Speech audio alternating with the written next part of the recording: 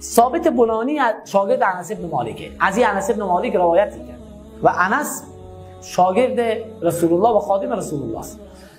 این قصه کرده، گفته 10 سال من خادم رسول الله بودم، در تمام 10 سال یک بار به من نگفت اف آخ از دست تو انس.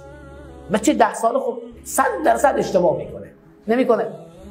انس بن مالک هم باشه احتمال اشتباه داره، چون بچه احتمال خطا داره.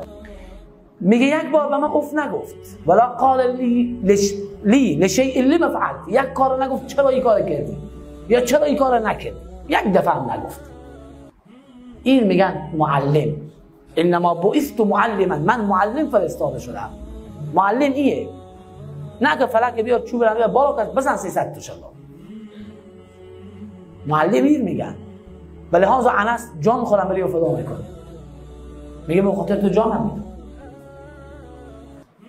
اصل اینه. حدیث هم در صحیح مسلم است. من یک روایت دیگه جای دیدم، حالا اینجا پیش من نیست، که پیامبر یک روزی به انس گفته انس برو فلان کار انجام بده. انس اول از باحال خونه بود، اعصاب خراب بوده، بچه دیگه گفته نمیکنه. ها گفته نمیکنه. پیامبر هیچ نگفت. بعدا این رفته. انس میگه تعدیل بود که برو انجام بده کار. همون لحظه هم تو یک رقم شو گفتم نمیکنه. تعدیل میخوام انجام بدم. رفتم به چهار بازی میکرد، در استاد شدم من به خوب تماشا. یک بار دیدم یک از پشت در گوش من نوازش میکنه، گوش میگیره. یه وقت اون پیامبر اسلام گفتم همون کار کردی؟ گفت حالا میرو میکنم. خب یعنی نبود که پیامبر به تمام اون پیامبر یک بچه نزده. این در تاریخ دنیا بیاین، این است محمد رسول الله سید اولاد آدم.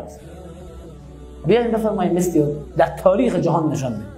نه من نشان میدم، باز بعدا اقوال غیر مسلمان ها را میارم، کسایی که مسلمان نیستن در رابطه منصف بودن در رابطه به رسول الله چی گفتن.